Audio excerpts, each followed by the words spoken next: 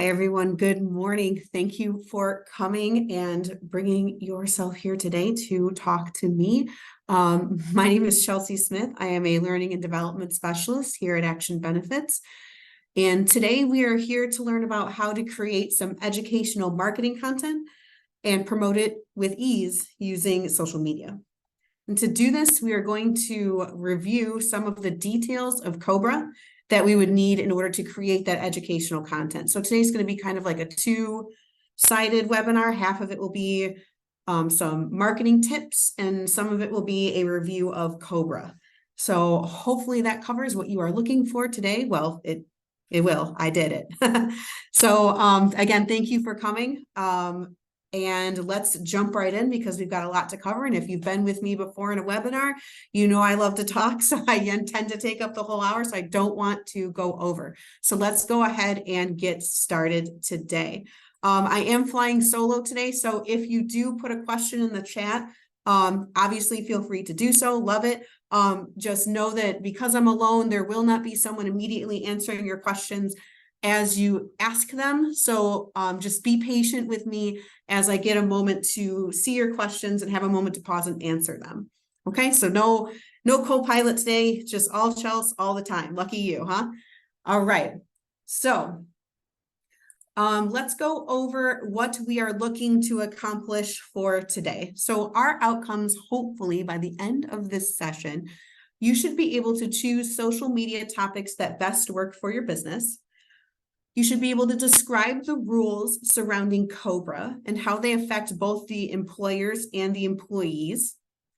You can create social media posts that are easily tweaked to reach multiple markets.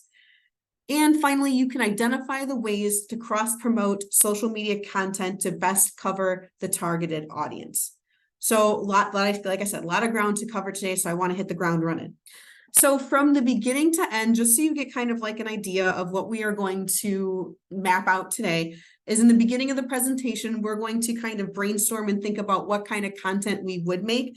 I'm going to walk you through the process of how I would decide on a social media topic as a marketer myself, then choosing the topic that best fits your audience, and then fleshing out how that content can be created, and then posting that content in a way that maximizes it. So getting the most bang for your buck with content, because you can create the best social media content in the world. That doesn't necessarily mean anyone's going to see it if you don't put it out there in a way where people can find it, right?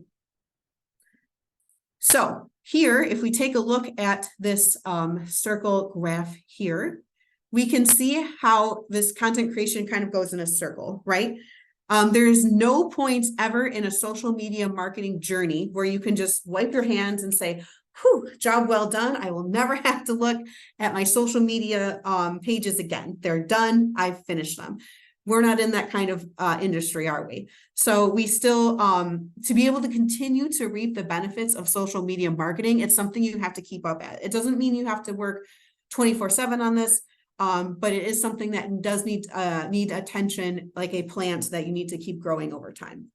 But if you're smart about it, you should be able to, at the very least, spread the same topic over multiple social media platforms, if not multiple markets.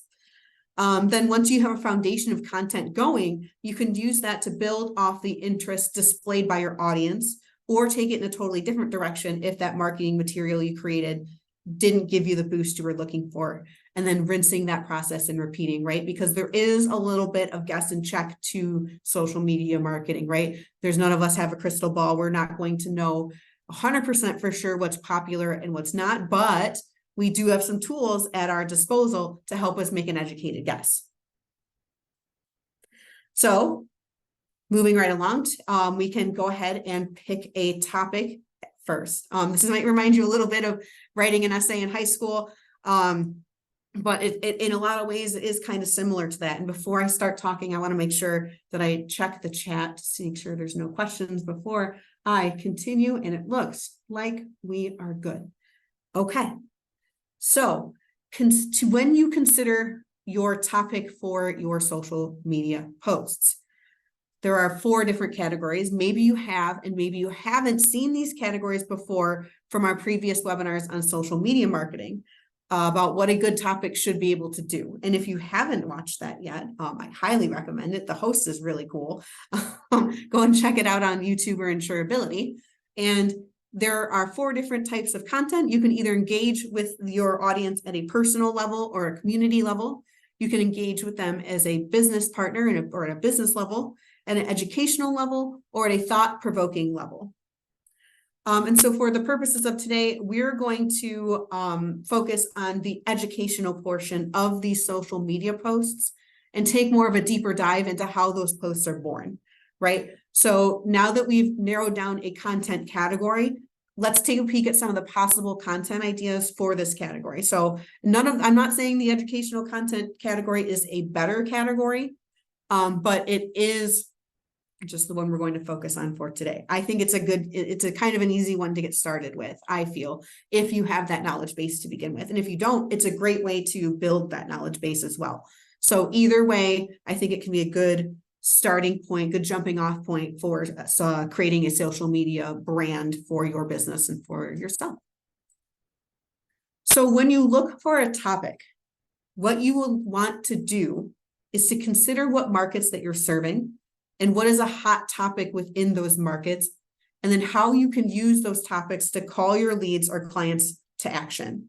That is, to get them to come to you and ask for you to serve them. If you only serve one market, then you will have kind of an easier time with this portion than those who might serve more than one market. It is perfectly fine if you are one of those one market agents to direct yourself obviously only to that one market, or if you're a multiple market person, it is fine to focus on one market, right? We know that. Just so long as those posts are clear on what they're advertising for, what that target is, and that targeting process is mindful, right? If you are actively choosing to target Medicare, make sure your social media posts reflect that you are actively targeting Medicare, right? You don't want to be looking to expand your Medicare book of business and blasting out tons of content on group. That's not going to help you achieve your goal, right? So make sure that those things are focused, targeted, and intentional. If you want a more balanced book of business, then make sure you're targeting your markets equally or as equally as you can. Sometimes they're going to be naturally a little imbalanced, and that's okay.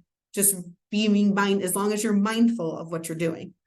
If you want to hone in under 65, hone in under 65, or spread yourself evenly. Let that speak for itself when you're creating your social media posts. So I did some of the groundwork for you already. This is an exercise I love to do with myself whenever I am trying to think of new ideas for social media posts. I sat down at my desk, I set a timer on my phone for 2 minutes, and I listed as many things as possible that I knew that I could write a paragraph about in healthcare. And here's what I came up with.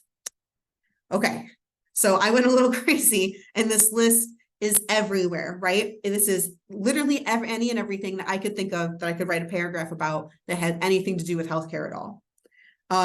That's okay. That's actually a good thing, right? Because we can keep going back to this list later and adding on to it as things pop into our head as we're having shower thoughts. Just keep throwing them onto that list. And then whenever you're hitting a writer's block, you can head back over to this list again. But just about all of these things could work in the right time, in the right place, in the right space, right? But let's say I'm an agent that works in the group space, under 65 space, and Medicare space. Unless there's something really hard hitting going down in a particular space that is hotter than hot, and you really want to cover that topic. Or again, if you're marketing with intention and you're choosing to grow one section of your business, you're not going to be wanting to waste your time on marketing to only 1/3 of your business. You're going to want to pick something that you can kind of have as like your meat to your meal, and then change the side dishes up to best meet whatever market you are going for. No pun intended. Actually, no pun intended. So for the purposes of our example, let's try to whittle down this list a little bit and only focus on those items that apply to all 3 markets. So again, did a little bit more of the legwork for you. So I crossed out anything that doesn't really have to do with all 3 markets. So this list should be a bit more manageable for us, right? So of these topics, this is the part where we're going to have to pull in some help, right? From an outside source. I don't know. I work, I market every day for my job, right? But I could not tell you off the top of my head which of these topics are going to work the best in this particular market on this particular day, September 21st. Is it 21st? September 21st, 2020. I don't know, right? I can't tell you exactly what topic is going to be a rising star, which one's a total dud. It's those things change sometimes hourly, right? So in comes Google Trends, right? Oh, this thing is so cool. I fairly recently learned about this, and I think it's so interesting as a data nerd. So Google nowadays on the website that I have put on the screen will just provide you with the ingredients to social media treats, right? So if you just type in Google Trends on Google, the first website that comes up is this one that you have a picture of kind of on your screen here. And when you click on it, you'll get something like this picture. And it will work in one of two ways.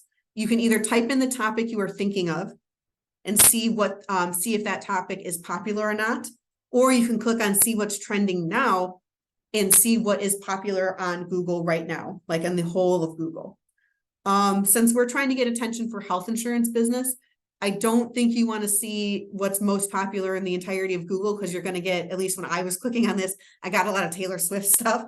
And while sure, that's probably interesting for some of us, not really what we're looking for right now, right? So I would just stick on typing in topics and seeing how they do in comparison to seeing what's trending now.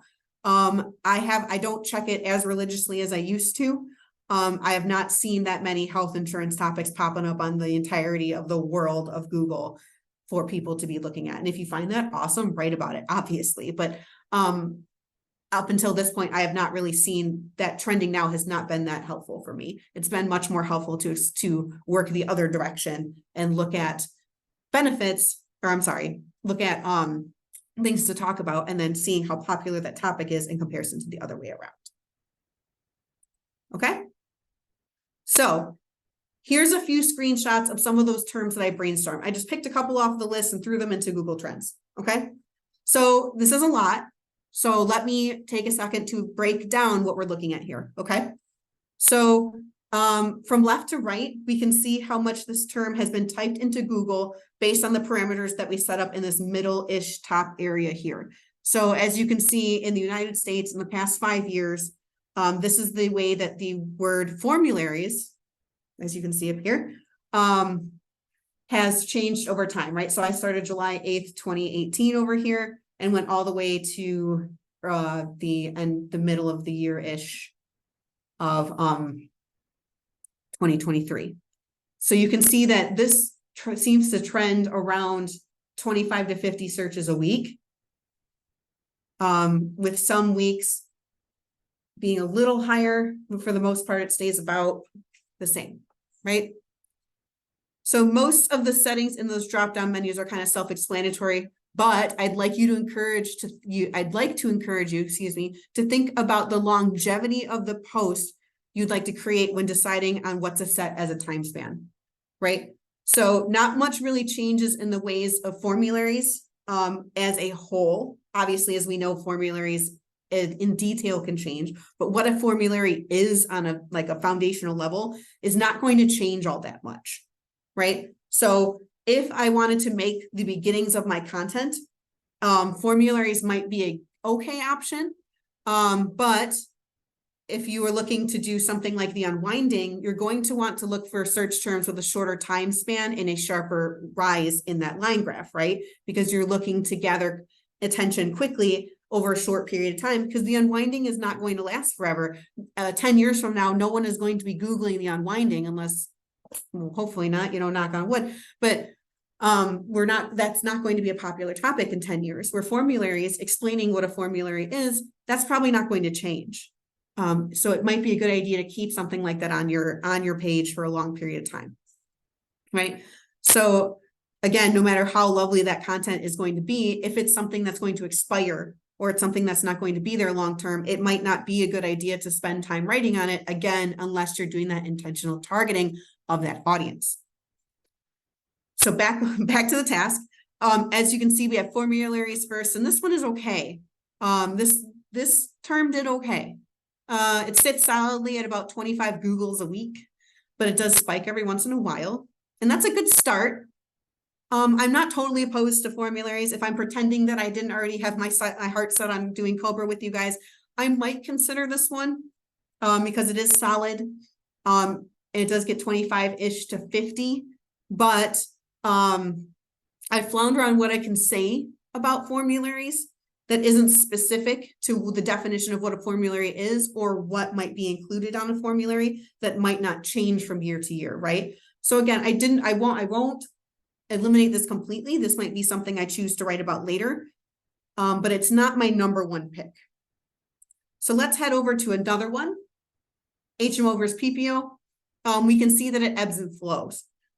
And FYI, if this weren't a screenshot, if this was real life, you could drag your mouse cursor over the lines and have more exact dates appearing. So like that, and that little thing here, you could hold it. My mouse was held over that little dot there. I don't know if you can see that little dot, and it would tell you how many were Googled in that particular week, right? So as you can see, there doesn't seem to be any particular pattern I could come up with for a specific week or a time frame each year with this high of a search rate. So again, same thing as formularies. I wouldn't necessarily straight out eliminate this topic, but keep it in mind that it seems to be, at least to me, I'm not a data analyst, but to me, this seems like a kind of high risk, high reward topic. If I sat down and said, all right, this is my one educational piece, I'm going to give myself a half hour to whip it up really quick. I might not choose this as my first one unless I have something really specific or really important to say about HMOs versus PPOs. Again, I wouldn't take it completely out of mind, but I might not use this as my first piece. And then one more before we get to Cobra, let's take a look at the Medicaid unwinding. And as you can guess, very little Googling for years and years. And then all of a sudden, bam, lots and lots of interest in the unwinding. So good for those of us who've already had something started in the marketing realm on their social media. So if you already have a built presence there, this is a great topic to talk about, right? But like I said, I wouldn't start with this. A year from now, when the unwinding is done, not many people are going to want to look at this material. But for more seasoned marketers, this might be a good idea. And the other thing I thought was kind of cool is that Google can predict, or at least tries to predict, how it will do in the future. How the topic, so you can see this dotted line here. That is where Google is going to try to like predict how this topic is going to do over time. And I thought that was really interesting because it seems to know that the unwinding is going to only last a certain period of time.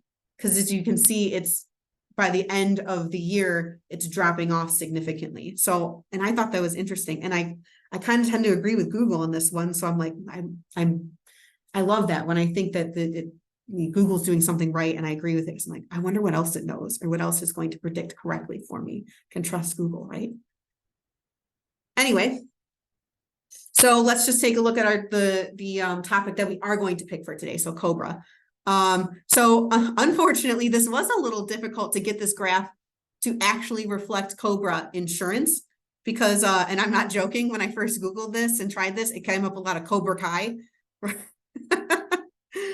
which is unfortunately not going to be appearing in this webinar. So, you know, to filter out some of that Cobra Kai stuff, I did type in Cobra health insurance, not just Cobra.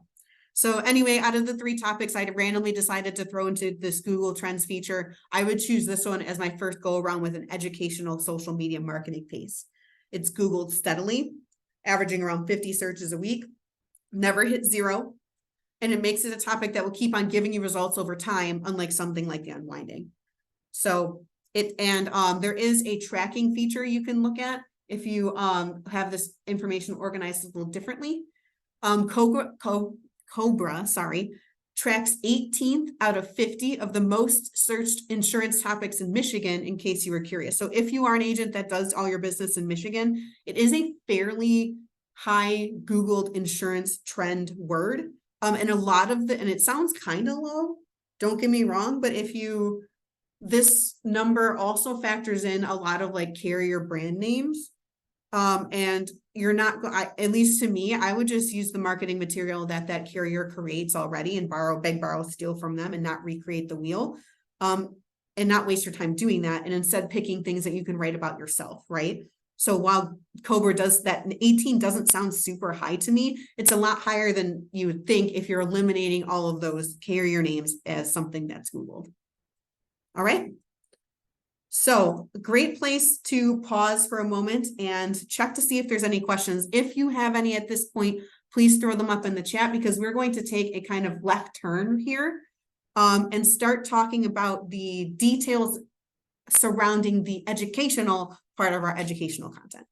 So give me one moment, please, to just check that chat before we move on. Okay, it looks like we are all good in the question department, so I'm going to go ahead and keep on if that's okay with you. So like I said, sharp turn here, but since we've now nailed down our topic, let's make sure we have the knowledge that we need to make a successful post about this before we go off writing all sorts of yellow journalism pieces over here, right? We don't want to be that guy. Let's do a review of COBRA first before we write that content. So what does it stand for? The Consolidated Omnibus Budget Reconciliation Act of 1985. Technically the of 1895, sorry. 1985 needs to be on there because there's a couple different COBRAs, but this is usually the one everyone's talking about, right? So we're going to pivot for a few minutes, review some nitty-gritty of COBRA. When you're going to write educational content, you want to be knowledgeable in the topic at hand. And if you're anything like me, then even if you are someone who educates the populace about COBRA from time to time, you still don't have every little minutia point memorized. You will lose all your credibility if you aren't careful, and you don't want to spend all this time and effort just to be wrong, right? If you're going to market yourself as an expert, be an expert. So COBRA gives employees and their dependents the right to extend group health coverage after certain life events.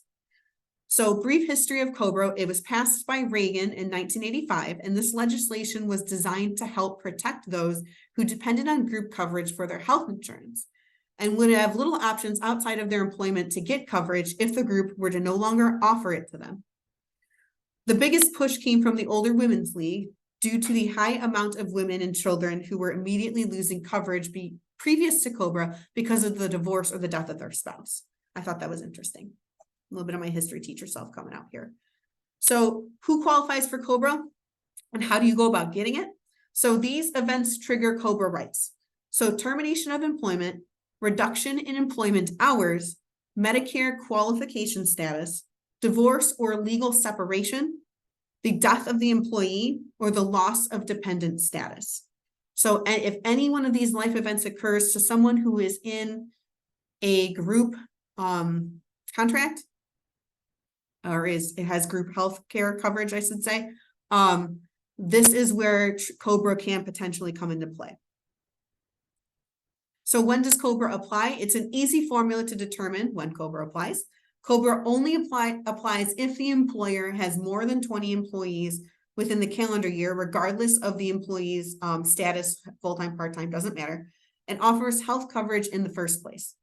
So if one of these elements is untrue, then COBRA doesn't apply.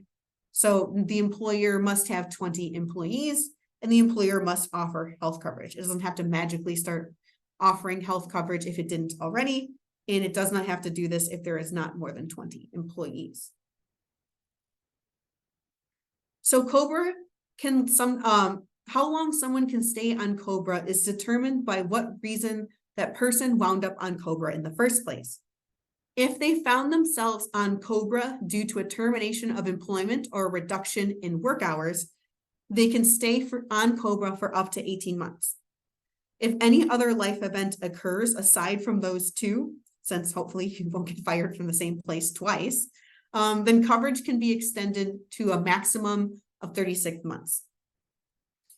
If the beneficiary or a dependent of that beneficiary has any sort of special need, this automatically bumps the total amount of time COBRA can last to 36 months, regardless of how COBRA was triggered in the first place. All of the other qualifying events land you with that 36 months of coverage. So coverage is not capped at coverage is capped, at 36 months, and COBRA cannot be extended longer than 36 months, regardless of the reason that you got COBRA or if there is a special need or what have you. Okay, so I see a question in the chat. I'm going to hit that up before we head on to our next slide. Is it better to do actual posts, reels, or stories, or both? Jordan, excellent question. You are jumping ahead a little bit. I'll get there. That's later on. If I still don't answer that question by the end, let me know and I'll try again, okay? But I promise you there is stuff about reels. I'm so excited you asked. There will be stuff about reels in a moment. Okay, so I have a quick COBRA question for you to make sure that you were on the up and up while I was talking, and then we can move into some more. So Michaela, 36, and her special needs daughter, Anna, 4, have recently qualified for COBRA coverage due to a layoff. How long can they expect to stay on COBRA if they apply right when Michaela receives her COBRA letter? So I know we haven't talked about receiving COBRA letters quite yet, but you get the letter right immediately when you apply for COBRA. So either 18 months since Michaela was laid off, 36 months since Anna has special needs, or 54 months since Michaela was laid off and Anna has special needs. Okay, it seems like I've tricked a couple of you. So the answer is B. Okay, yes, originally Michaela would have gotten that 18 months of COBRA coverage if we had only known Michaela was laid off. If it was just Michaela and her daughter, then it would just be the 18 months due to that layoff. However, because Michaela's daughter has special needs and she is a dependent of Michaela, Michaela's daughter and Michaela would be able to get 36 months of COBRA because of that special need from that dependent. That extends the COBRA coverage for that 36 months. Okay. 54 months is too long. You cannot have COBRA for that long. 36 is the absolute cutoff no matter what. But that 36 months, that could be extended to 36 months right off the bat because Michaela's daughter has special needs. If she did not, then yes, the 18 months would be correct. That would be the normal amount of time that someone would get COBRA coverage. So don't be fooled by that special needs scenario with someone, or with a dependent or with the beneficiary. Special needs kind of changes it up a little bit. So keep that in mind. All right, so let's keep on keeping on. So let's take a look at the life cycle of how COBRA might work from beginning to end using a example family. I tend to like real world examples. So meet Jackie and her family. You may or may not be familiar with Jackie from other insurability courses. Her and her family help me out with a lot of examples with my webinars and insurability courses. So they are recurring guests. So let's take a look at these family members here. So Jackie is 35, Marcus, her husband, is 33, and they have a 3-year-old son named Samuel. So Jackie was hired at a medium-sized company back in 2017. Her HR rep gave her a notice when she signed up for her health coverage about COBRA, right? So because it's a medium-sized company, we know that it's more than 20 employees. Excuse me. So we know that because of federal law, she will be qualifying for COBRA, right? She will be able to get COBRA, I should say, if she has one of those life events. So Jackie decides to take her employer's coverage and include her husband, Marcus, and her son, Samuel. Jackie's husband is self-employed. Keep that in mind for later. That's going to come up later. So her husband is self-employed, meaning that he probably does not have access to employer-sponsored health coverage. So their only access to group coverage is going to be through Jackie. Okay, that's going to come into play later. So keep that in mind. So Jackie probably received something like this from her employer. This is not the entire document. I just took a little screen grab of one I found, but this is what a COBRA notice might look like if it is a separate, if it is separated, sorry about that, from the summary plan description. Again, be sure that there is no contact information on this document and that the plan administrator is able to be contacted from this document. It must be, there must be some way to contact the benefits administrator for this notice to be compliant. So meanwhile, back to Jackie again. So this timeline kind of details the way that COBRA would probably shake out for the average person. Like we mentioned earlier, and like we learned in our knowledge check question, these can be a little different based on circumstance, but this is kind of like I tried to hit the most basic, most likely to occur situation. So of course, like we mentioned earlier, this is not the only way that someone might get COBRA. By old coverage, let's clarify that by, I mean the standard group coverage she had while she was an employee, and the new coverage would technically not change in a benefit plan sense. The benefit plan has to stay the same. Jackie and her crew can still expect the same level of coverage, but they will be considered COBRA covered, not group covered. So let's say Jackie gets laid off. She sent a notice in the mail within 14 days of her layoff that details how to sign up for COBRA, and all of the adult beneficiaries should have received a letter stating this information. So she should have gotten that letter, and her husband Marcus should have gotten a letter. I doubt they're going to send one to Sam. He's 3. He's not going to comprehend what's going on, right? So then after she gets that letter, she gets 60 days to enroll in COBRA if she so chooses. Then coverage will begin the day the old coverage was terminated. So the standard employer group coverage, and the new coverage would begin that day, that COBRA coverage, right? And that does matter, right? The term we use here for COBRA versus group coverage is going to matter, and we can see why in a moment. So here are all the major differences Jackie will notice when she signs up for COBRA. She is not over 65, so she might not notice one of the last ones on this list here, but let's just take a peek and make sure we understand the differences between the employer coverage and the COBRA coverage, right? So in group coverage, employers generally contribute an amount to the premium, and in COBRA coverage, employers generally do not contribute anything to the premium, and sometimes they'll even charge an administration fee. I believe it's 2%, to administer that coverage to the person. So that's kind of why a lot of people see COBRA coverage as more expensive, because they are paying the entirety of their premium, not just the percentage that was left over after the employer contributes. Right. So technically it's not more expensive. It's just they weren't responsible for that portion of their premium before. So they're going to view it that way. Coverage generally ends when the employment ends for group coverage. But as we learned earlier, coverage usually extends for 18 months with a layoff that can be extended for other reasons if that person qualifies for those life events. Loss of active group coverage grants a special enrollment period for both Medicare and individual and family coverage. So if someone has group coverage and qualifies for Medicare, that's a special enrollment period. And if that person leaves group coverage and wants to then apply for individual or family coverage on the marketplace or off marketplace, that would be considered a special enrollment period as well, losing that group coverage. However, COBRA coverage is considered inactive when it comes to Medicare. So when COBRA coverage ends, if that person wants to enroll in Medicare and it's not their 65th birthday, or they don't have any other special enrollment period surrounding that date, they will not be able to sign up until they get to the open enrollment period, or what have you, right? That is considered inactive coverage. It does not grant you a special enrollment period to apply for Medicare.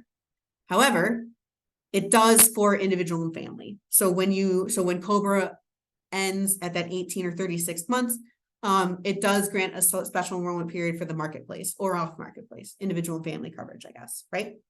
So you would be able to get some new coverage there, but not for Medicare. I think that's everything that I wanted to cover on this slide. So let's stop and chat really quick for a second, kind of think about what we just learned. Based on the knowledge that we have gotten already and what we have reviewed with COBRA, what might you suggest that Jackie's next steps would be for her family as she applies for COBRA? So if those 18 months run out, because again, no one in Jackie's family has special needs.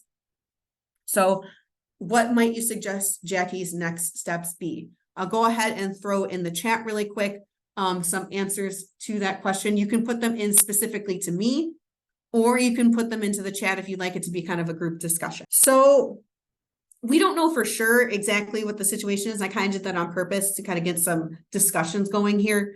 But someone mentioned how that loss of income might have qualified Samuel for Chip, right? Good call, good call. So if I were their agent, that might be something I would recommend, right? I might say, hey, you know, see if Samuel applies for Chip now that you have that big loss of income, right? And then the other thought I had was that her husband is self-employed, so there's no ability for her to hop on any sort of employer coverage with the husband. But if she does, once she hopefully finds another job or gets brought back onto her company, they can stop using COBRA and hopefully go on to an employer coverage again. If not, hopefully they can grab some subsidies and hit up the marketplace. All right, so Jackie chooses to enroll in COBRA coverage. She is enrolled immediately for herself, son, and husband. Due to their loss in income for the layoff, Samuel now qualifies for CHIP. Sam is removed from COBRA. So let's say another special event happens. Jackie chooses to adopt her niece. That is considered a life event, a special life event, adopting a child. So that coverage is then extended for another 36 months. And thank God, Jackie finds a new job soon after the expansion of her, is granted. So she doesn't really need the expansion anymore. Jackie enrolls in her new employer coverage with her new daughter, her son, and her husband and herself, and that COBRA coverage ends. So that's like a fairy tale story. I'm hoping that happens with every person where they don't need coverage for COBRA very long because of how expensive it is. But that might be kind of, if we're going to hit all the different things that could potentially occur, this would be kind of a standard way that COBRA would work. Okay, so now that we've done some discussions and hit the educational portion of our show with COBRA, I'm going to check the chat, make sure there is no other questions before we start getting into the marketing portion of our show. All right, it looks like there is no question, so I'm going to keep on keeping on. So COBRA can apply. The reason we chose this topic is because COBRA can apply to all three markets. We chose this intentionally that way, correct? And we talked about earlier, that's okay if you don't choose something like that, but I wanted to do that to show you guys this today. So if you have been to any of our marketing webinars before, and if you haven't, go check them out. Let's do a quick recap for those of us who haven't. We at Action recommend getting the most bang for your buck possible when with social media content by creating content that can be cross-posted over more than one platform. Your business website should be the home base to store that content. I mean, you want to drive your consumers back to your website, right? You can mention it on Facebook, mention it on Instagram, mention wherever. I suggest linking it to your original website again, not just copy and pasting it onto Facebook, because the whole point is to drive your consumer back to your website, right? Don't give them an opportunity to miss what you're about, right? So why these particular things? We choose these content types at Action because they generally are the easiest to create. We also suppose that we want to generate 4 types of content, right? So this is, if it were me, this is what I'd be trying to hit. A blog for my website, a YouTube video, a social media post for Facebook, Instagram, LinkedIn, what have you, and perhaps a longer form advertorial or article that might be published in either digital print or digital media. I'd lean way more towards digital media for the purposes of what we're doing here. Your own strategy can vary, but we've selected these types of media because they have a fairly low barrier of entry. And they help us take advantage of cross-posting and recycling content across platforms and media to maximize the digital ecosystem that we're trying to create, right? Because especially if you're new to this, you're trying to create a baseline of stuff for people to go look at. There are many different ways you might organize that system, but we're going to spend time outlining some of the most common ways you might ease the access for your consumer to get to these channels. And we're going to do so under the assumption that you've chosen to place your blog at the direct center of your effort and of your website, because again, you're trying to drive traffic to that website. Blogs can tend to feel a little like long and scary and big. So you're going to want to be targeting when you look at these 4 types. And we're going to talk about that in a moment here. So Cobra and group first. Let's churn out that content. Let's make some expertise content. We're going to start with group, and you'll see why in a minute. So the first thing I tend to do when I'm trying to market something is I think about the pain points as to why someone would want to read my content. I list out some of the pain points that Cobra would have for group. So for group, the biggest pain points in Cobra are probably going to be compliance issues, right? They might be during the onboarding process. Am I being compliant when I'm giving the documentation to my new employees at employee termination? Am I remembering to get that letter out in that 14 days? While Cobra is active for that person, am I right by charging this administration fee, or is that wrong? And if when Cobra needs to be terminated for that employee, like, okay, how do I go about doing that and making sure I'm not breaking any laws, right? These topics can all be written about together in a long form article or broken up into smaller subtopics if you wanted to do maybe like a TikTok or a reel, for instance, because those are shorter form. You're probably not going to be able to hit all 4 of those in one reel, in one TikTok. So because for the purpose of this webinar, we're going to start with group, because that's the market that's going to be the hardest to find overlaps with the other 2 markets in comparison to the overlaps between Medicare and under 65. Again, you don't have to find any overlap at all if that's not what you want to do, but that's what we're doing today. So once again, this slide is going to seem familiar to some of us who have looked at our marketing webinars before, but that's because the strategy works. So let's pick one of these pain points to hone in on and list some of the details of that pain point and create a blog post about it. Blog post for group. You'll see why in a second. This way we can use that blog post as an outline for the rest of the content we're going to make. I like to start with the most complicated, most effort needing content first, and then working my way outward. So that way I can constantly head back to that one post I put the most effort into, and then draw more things from that one post, right? So just for the sake of ease, let's check out that bottom event here, just because. So we're going to check while Cobra is active and another qualifying event occurs for that person. So since these are longer form blogs, you might want to choose a broader topic within the Cobra realm, then break down that broader topic. You're going to want to strike a balance between informative and digestible. Sure, you might want to, you might know everything about Cobra, and you might want to stretch your stuff and tell everyone you know everything about Cobra, but nobody's going to know about that if you don't make it digestible, marketable, and easy to find. So keep in mind that why someone might want to read an article about Cobra in the first place. Not many people get bored early in the evening and start wondering, I wonder if Cobra pays prior to Medicare and why that decision was made, to Google. I'm a nerd, I do that all the time, but most people don't, right? So usually it's going to go something a little more like this. The person's going to be in their office, the person giving out that Cobra letter, worried that the person's going to look for Cobra and be like, going to sit down there and like, how does Cobra work? Enter. Or how to stay out of trouble with my employees with Cobra coverage. And then take it from there, right? That's more our speed. So target your article to be something that will solve a problem for your clients that they're going to be Googling. Something like the example on the side here. Why is Cobra coverage, or what is Cobra coverage? I'm sorry. And what do employers need to know?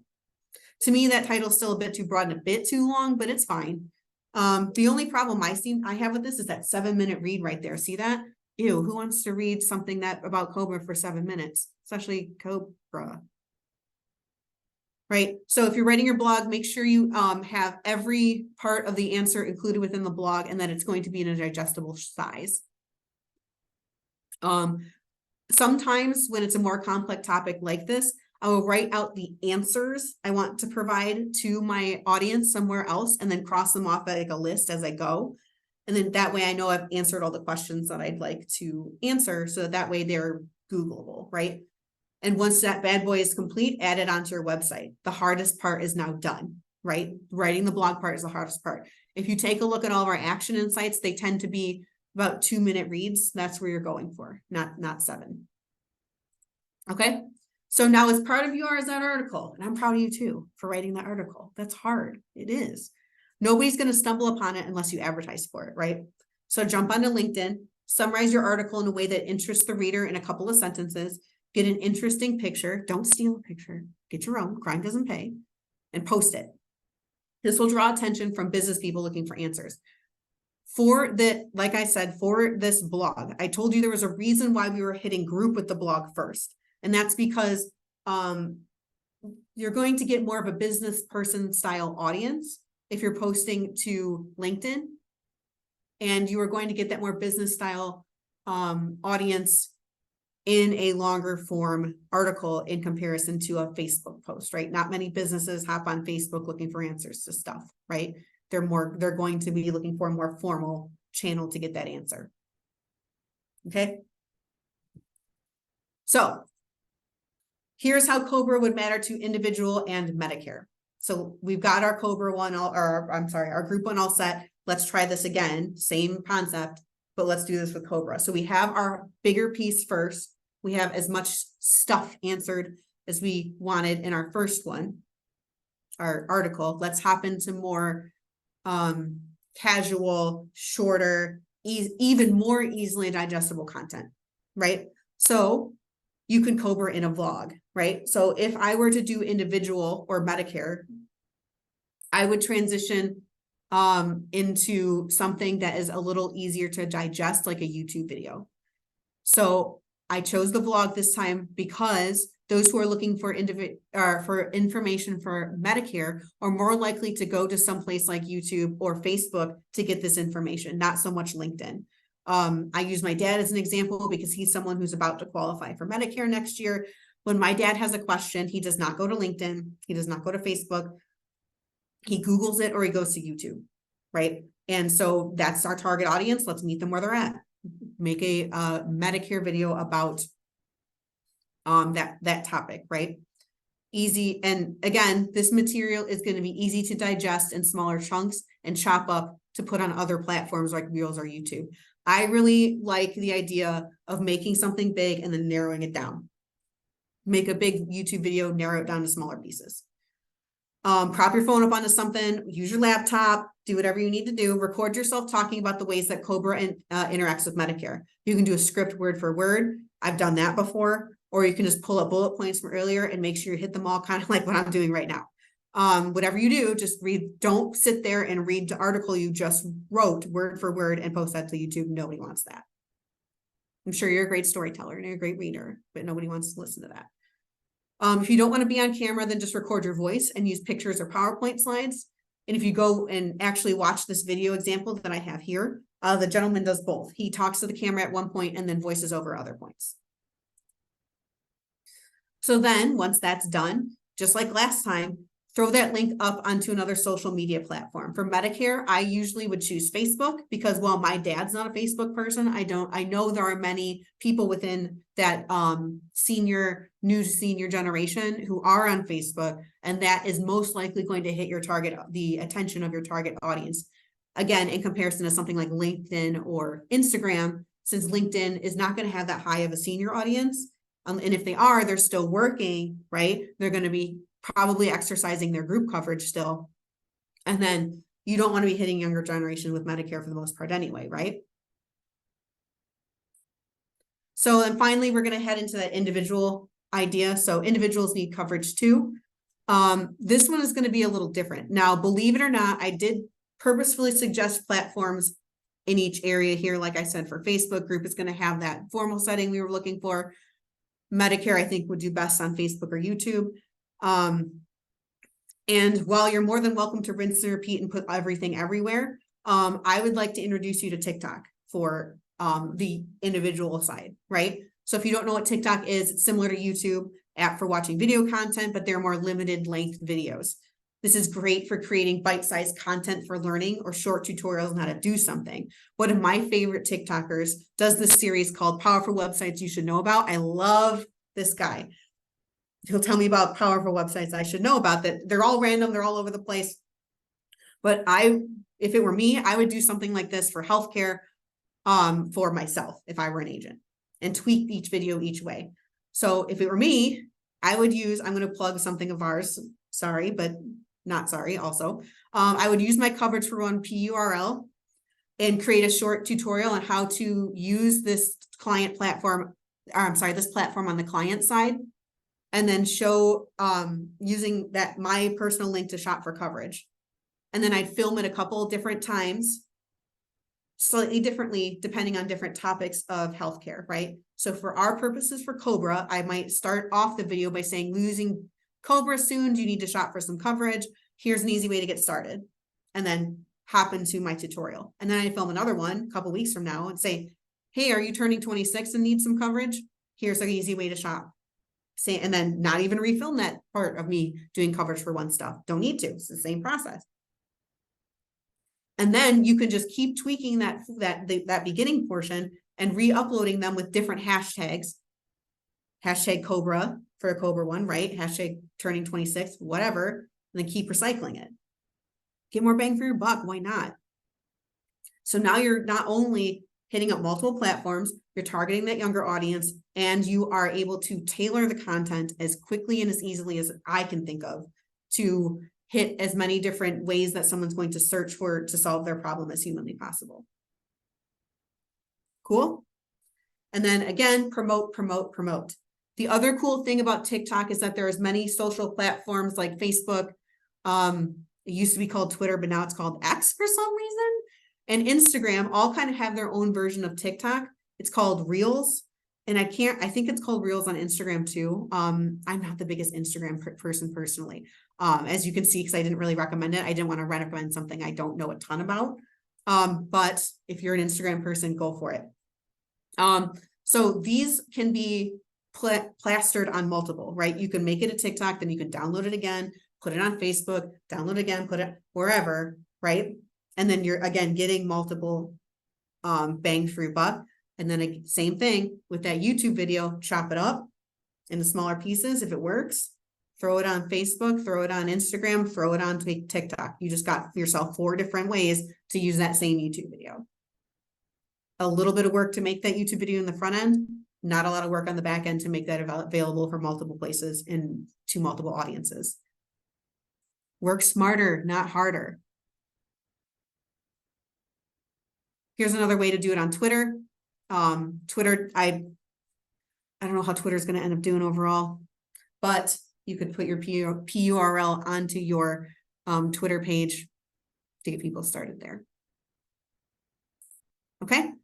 So what other topics might work? I'm just going to tell you because we have 4 minutes left and I don't want to, I always end up talking more than I think I'm going to. So some topics I might hit up after Cobra might be formularies. Okay, so now that we have our bigger piece, do something a little smaller, a little quicker, formularies. Metal tiers is a big one. I think that would be a really good one to do as well, because again, applies to all 3 markets. A lot of the laymen, the most average people don't understand metal tiers. My sister works in, doesn't work in health insurance. I end up having to explain to her why the silver plan is what all the time, right? But go back to the list I made. I don't care. Steal it.